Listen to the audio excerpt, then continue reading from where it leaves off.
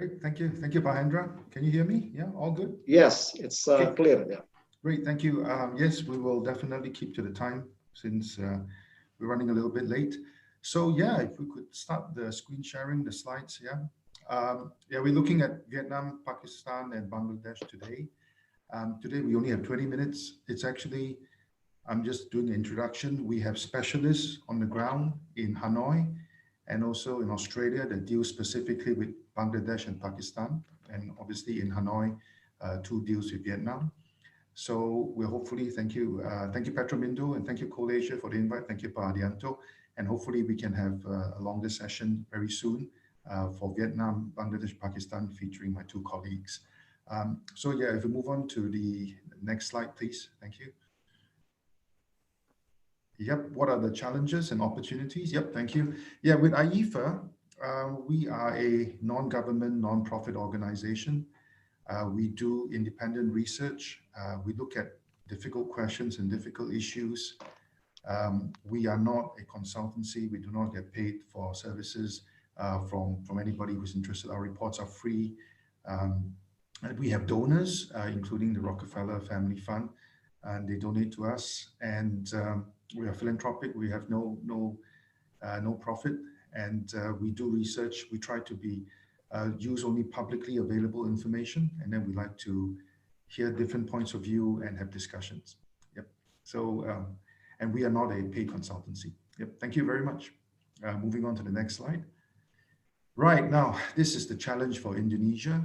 This is a publicly available shipping data from a shipbroker, which showed that Indonesia exports for January to August were actually down 42 million tons. And just now, Pak Irawandi said we were down 43 million tons for January to September. So that's fair enough. So the number is between 40 to 43, all good. The disruption is obviously COVID related, but the real issue, and my colleagues in Vietnam and Australia will talk about more on the next session, and we can talk about it briefly on this session, is that there are structural challenges to any recovery in demand. And just now, Professor Irawandi actually referred to that as well, because banks are finding it very hard to finance new plants today. There's a lot of resistance against coal as energy source. That will be reflected in some of the numbers we're going to present afterwards. You know, renewables are coming back. In Vietnam's case, they're even considering gas as well. Vietnam has very many choices, and we'll be touching on that very soon. Yep, thank you. Let's move on from there. And yeah, these are the countries that were major customers for Indonesia. In China was down 12 million tons. India is down 15 for the first 8 months of the year. Everybody else was down 23. I just want to say that hopefully, you know, our speakers, Jimmy and Abhishek, later on will have good news on India and China, because I have sort of some volumes to give you on Vietnam, Pakistan, and Bangladesh, but they are a lot smaller than China and India. Now, this decline so far is slightly worse than IEEFA expectations. In June, we forecasted China down 10% and India down 20%. So they're down 14 and 25. You know, fingers crossed, maybe some recovery for this fourth quarter. But right now, it's slightly bigger than 10 and 20% decline for these two countries. Thank you. Moving on from there. Yeah, Vietnam. Okay. Now, the good news for Indonesia was Vietnam was up 700% to 5 million tons. If you look at the Vietnamese customs numbers afterwards, it's actually more than that. It's actually 10 million tons. And Vietnam is going to add 7.3 gigawatt hours to its current 20 gigawatt coal capacity. This could add about 18 million tons of coal demand by 2024. So 1 gigawatt is 2.5 to 3 million tons, depending on how many hours you run your plant and what type of coal you use. Now, the bad news for Indonesia is that Australia is a big competitor in this market. So Indonesia is 30% of market share, but Australia is 35%. So if Indonesia has got to displace this, Indonesia has to displace existing suppliers to Vietnam. So the 18 million tons is there, but you've got to split it a few ways with other suppliers. So it's a big problem. Yeah. And just to keep in context, 18 million tons over the next 4 years versus 12 and 15 declines from China and India for the first 8 months of the year. So it's going to be tough. Yeah. Let's move on to the next page. Yes, and this is Vietnam. So Vietnam produces about 35 million tons a year, and this is used to supply 14 gigawatts of their generating capacity. 15 million tons is for the imported coal, which is good. Thank you to in Hanoi, has my colleague has given us all these very accurate estimates, 2021 to 2024, all these new plants coming online, which is about 7 gigawatts, and you're going to get 18 million tons of that. So by 2024, Vietnam would be consuming about 68 million tons in coal capacity alone, and that's quite a sizable number. Okay, so 68 million tons, of which 50 is existing and 18 is new. So let's move on to the next slide, please. Thank you. Okay, now this is the challenge for Indonesia. Okay, it's called other suppliers, right? Russia is a supplier, Australia is a big supplier. And to put in context where Australia has an advantage over Indonesia is that these are total import numbers and they include coking coal. Vietnam has about 20 million tons of steel capacity, so you need about 12 million tons of coking coal there. And then they have 100 million tons of cement clinker capacity. So depending on how much coal you use, ash capture, you could use between 13 to 18 million tons in your cement as well. So, I mean, these are opportunities and also challenges for Indonesia. So Indonesia's got to look to supply some form of coking coal or coals that can be used in the coking process and in the steel process to compete with Australia. And then Indonesia's got to do some, sort of research into whether their coals are suitable for the cement market if they want to capture the Vietnam coal market. Yeah. Okay. And moving on to the next slide. Now, Bangladesh, unfortunately, the news is not great. And Rystad Energy, which is an independent research consultancy, they made public their study a few months ago. Bangladesh is cutting their capacity for power from 20 gigawatts to 7. Okay, so that's a bit of a problem because that's obviously 65% decrease. Right now, Bangladesh has 2 gigawatts. They use about 6 million tons. And then you're going to add 5. You're only going to use 14. And right now, South Africa is also looking to sell into this market because the shipping route actually makes sense from South Africa into Bangladesh. Obviously, financing is a big issue, going from 20 to 5.5. That's a big problem. Financing issues, project issues, but that's the latest estimate we've got from an independent third party, Rystad Energy, okay, for Bangladesh. So the demand from there in 5 years' time could only be 14 million tons. This is versus 18 for Vietnam. Okay, moving on from there. Thank you. Now, Pakistan also has some issues. The issue is that right now they use about 4 gigawatts of imported coal capacity, coal-fired capacity, of which mainly supplied by South Africa, 12 million tons of exports to Pakistan. And they were planning 5 at first gigawatts, but they canceled 2 of that. And then they are using domestic coal for 1 gigawatt there. So the remaining pipeline is about 2 gigawatts. So you're looking at about best case, maybe 6 million tons. But South Africa is the major supplier there. And it's going to be, it's going to be challenging for Indonesia and Australia to break in from the other side of the world. So that's the Pakistan for you. So Pakistan 5.5, Vietnam 18, and then Bangladesh about 13.5. Yeah. So moving on from there to our table, we've got a table to capture all these numbers for you. So it's inside. Thank you. Next slide, please. Thank you. Yep, and that's the news, everyone. So in China and India and others, the decline this year has about 42 million tons. September, according to Professor Irandi, is 43. The new demand from Vietnam in 5 years, 18, but you've got to share it with Australia. The new demand from Bangladesh, 13, 14, and Pakistan, 5.5. So you're looking at about 37. So that's the real structural challenge facing. The new markets are there. That's the good news. The new markets are building coal plants.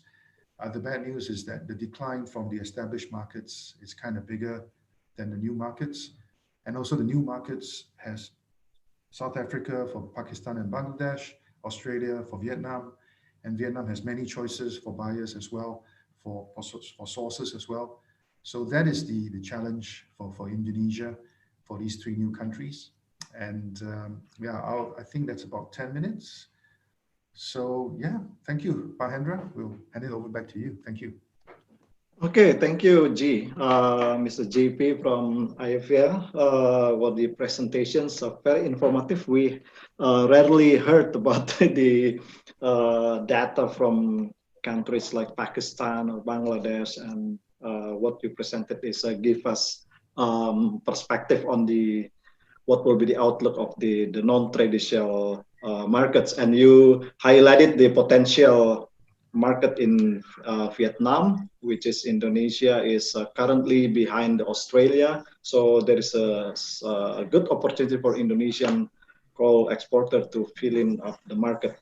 So let me see the questions on the Q&A while waiting the participant to raise the question to Mr. Jive. So I have a couple of questions. So okay, you're covering Asian or exclusively Southeast Asian market. Yeah, if I look at the export data from Indonesia, yeah, interestingly that countries from Southeast Asia or member of ASEAN is if the total, yeah, if we combine, yeah, including Vietnam as well, yeah, it's the proportion is more than 20%, 20 to 25, 21%. Yeah, so it's combined in the single market, which is ASEAN now is a single market anyway. It's the number 3 export Indonesian destinations, yeah, after China and India. So even the Southeast Asian market bigger, even if we combine with the Far East country like Japan, Korea, and Taiwan. So what is your thinking of this potential ASEAN if we look at one single market and opportunity for Indonesian exporter? Thank you, Mahendra. I think we look at ASEAN holistically. I think the big growth driver obviously is Vietnam, because we're going to build 7 gigawatts of coal-fired capacity, and that's actually quite a lot. But the real issue is the market share, right? I mean, Australia is also facing declines from their traditional markets. You know, India, China, especially China right now with Australia, not a great market for Australia. So the real threat for Indonesia would be competition with Australia for Vietnam. And then if you expand Southeast Asia, I think gas and renewables are also, we have to picture it in the mix, because coal will be competing against these 2 other sources as well. You know, Thailand, even Indonesia, you know, Singapore, Malaysia, the renewables, definitely, especially Singapore. And then gas is always available as well. Vietnam is also considering gas. So the opportunity for Indonesia is that Vietnam is growing, and in Southeast Asia, you know, with the pandemic, we are forcing, you know, we're all forming even closer ties. So that's the good news. The bad news is Australia is the competitor to Indonesia in ASEAN, and also structurally, you've got gas as an alternative fuel, and you've got renewables. So it's all packaged in one, and it's a lot of moving parts. So the good news is ASEAN is there, but the bad news is you've got a lot of competition. Yeah, thank you. There are a couple of questions for you from the audience. First is from Mr. Ian Wolf. Is South Africa coal export under domestic pressure to supply their local markets with declining coal mine industry?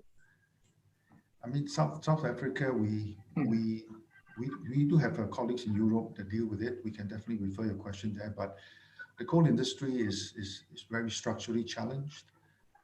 Obviously, COVID's had a huge impact there. And there's also pressure with the fall in exports to Europe to look for new markets.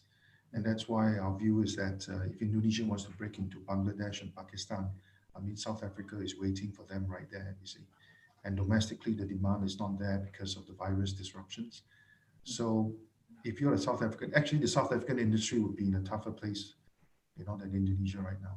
Yeah. Okay, next question from Mr. Ian Adrian. Yeah, road-wise, Indonesia has advantage compared to Australia, but lower coal supply compared to Australia. Is it because of coking coal demand that Indonesia might be limited, or is it because Australian coal price is selling it cheaper than Indonesia? Well, it all depends because as we all see in the news, the Chinese are not exactly buying as much from Australia as they can. And this doesn't just apply to coal. So there is an opportunity for Indonesia in the short term. But if you were a buyer in Vietnam, you would just look at both products and you would try to figure out which is the best price for the amount of energy you're selling. And that's why Vietnam is the big competition for Australia and Indonesia. And also the advantage Australia has is Australia has much more different types of coking coals, which they sell into the market. And Vietnam has a 20 million ton steel industry. So they need about 12 million tons, possibly 14 million tons, depending on the type of coking coal. So that's the opportunity and the threat for Indonesia. Indonesia has less coking coal reserves. But the Vietnamese demand is there, and the competition's on. Okay, there's still more question coming in to you, and I'll take the questions first from Pak Fauzi Ahyar, and second from Pak Gusti Sumardika. Yeah, I need you to answer it together. Yeah, Pak G, could you also please give a picture on the calorie? On the calorie demand from Bangladesh, Pakistan, and Vietnam. The second question is from Pak Gusti Sumardika. Aside of Vietnam, do you have any information of coal demand in Laos? Do they have plan to develop coal power plant? Okay, sure. No problem. Let's start one question at a time. Calorie demand from Bangladesh, Pakistan, and Vietnam. If you look at the government numbers, you can see that the Pakistan gigawatt consumes most coal per gigawatt. So Pakistan obviously is buying lower calorie coal there. So that's all good. Bangladesh is between Vietnam and in terms of consumption, about 2.8 million tons a year. So obviously Bangladesh would be in between, and Vietnam obviously is going for higher calorie stuff. And that would explain both the Australian market share of 36% and also the Vietnamese number of 2.5 million tons estimate. So yes, so that's quite straightforward there. So Vietnam highest, Bangladesh in the middle, and then Pakistan at the bottom.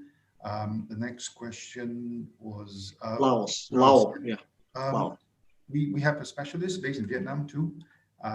She will probably have an answer there. I mean, because she not just looks at coal, she looks at the whole power system and the power policy for both countries, in the Indo-China region. So we can check. But also logistically, it's quite hard to get coal to Laos. You've got to. Okay. The Mekong flows north and south, right? So you can't really get it from the nearest port, and nearest port could be in Thailand. So logistically, it'd be extremely, extremely tough to have a coal plant in Laos.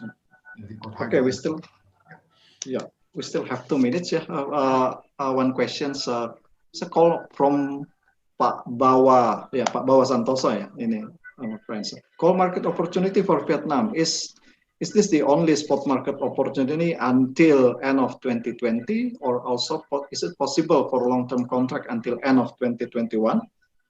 Okay, thank you, Pak. I think that's really in the Vietnam decision-making process, because they have all the choices in the world right now. Right? They are the single biggest incremental buyer in the region, and they've got even China supplying them, Russia supplying them. Everyone wants to supply them. So to get an insight into the Vietnamese negotiating process, you probably have to talk to my colleague too in Hanoi. She would know. But the problem is that for for any seller into Vietnam, when you have so many choices, you can take your time and get the best deal. So.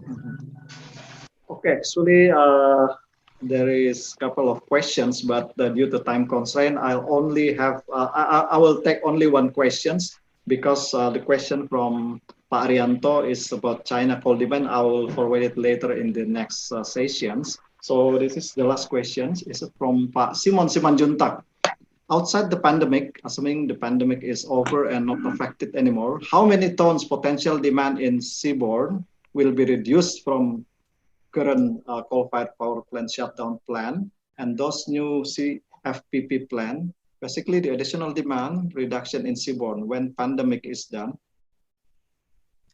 Well, that's unfortunately that's actually a 2-hour question answer to that.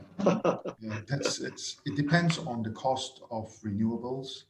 It depends on even the cost of delivered gas if you have a competing gas plant, and it also depends on local government policy on emissions. I mean, these are all issues very closely tied together. And what we found out about this pandemic is even as demand and economic activity recovers, other energies and costs come out to the fore.